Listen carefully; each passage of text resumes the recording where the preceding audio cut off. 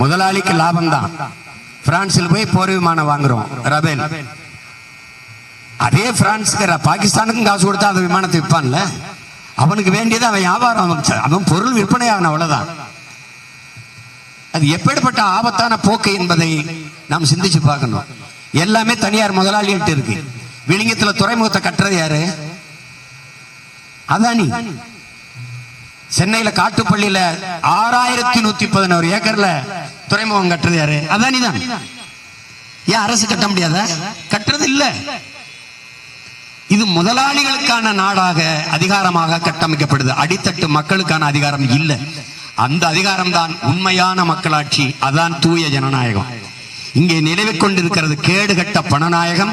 இதை ஒழித்து அழித்து மாண்புமிக்க ஜனநாயகத்தை மலரச் செய்ய இருக்கிற இறுதி வாய்ப்பு தான் இந்த தேர்தல். இந்தியாவை யார் ஆள்வது? இந்தியாவை யார் ஆள்வது? இதுவரை நீங்கள் யோசிச்சு பாருங்க. ஐயா மோடி 3வது முறையாக நாட்டின் பிரதம வேட்பாளர் முதன்மை அமைச்சருக்கு போட்டியிடுகிறார். அப்ப 3 முறை ஒரு குஜராத்தி, ஒரு குஜராத் மாநிலத்தை சேர்ந்தவர் 2 முறை ஆண்டு விட்டார். ஆனால் இத்தனை ஆண்டுகளாகி விடுதலை பெற்ற இந்தியாவில் ஒரு முறையாவது ஒரு தமிழன் பிரதமராகி முதன்மை அமைச்சராகி பார்த்தது உண்டா? அல்லது ஒரு மலையாளி, கேரளாவை சேர்ந்த மலையாளி? இல்லை. குடியரசுத் தலைவர் பதவி ஒன்னத்துக்கு உதவாத பதவி. நீட்டு இடத்துல காற்று இடத்துல கையெழுத்து போடணும். அது ரப்பர் ஸ்டாம்பும்பாங்க நம்ம ஊர்ல. சும்மா இருக்கலாம் தலையாட்டிக்கிட்ட. ஆனால் ஏன் பிரதம அமைச்சராக ஒரு தமிழனை கூட வரவிடுவதில்லை? அவர்களுக்கு இந்தியா என்பதே இந்தி பேசுகிற மாநிலங்கள் தான். இந்தியன் என்பவனே இந்தியை தாய்மொழியாக கொண்டவன் தான்.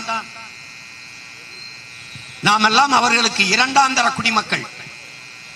நீங்கள் டெல்லிக்கு போங்க, ஹூ ஆர் யூன்னு கேட்பான். நீ இந்தியன் சொன்னா நோ சவுத் இந்தியன் பா. எஸ் ஐ ஆம் சவுத் இந்தியன் சொல்லணும். நாம் தென் மாநிலத்தவர்கள். நமக்கென்று எதையும் அவங்க எதை பற்றியும் கவலைப்பட மாட்டாங்க, எதையும் தர மாட்டாங்க. நமக்கென்று இருந்தால் நம்ம வீட்டு இளவு கூட வந்து ஆள மாட்டாங்க.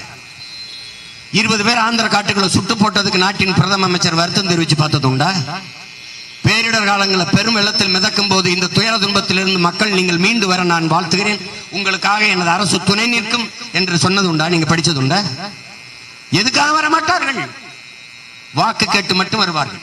என் வாக்கை பற்றி கவலைப்படாத உங்களுக்கு எதற்கு என் வாக்கு என்று கேட்கிற அந்த சூழலை நீங்கள் உருவாக்க வேண்டும். இவர்கள் நம்ம எதற்காக வைத்திருக்கிறார்கள் இந்த நிலத்தில்?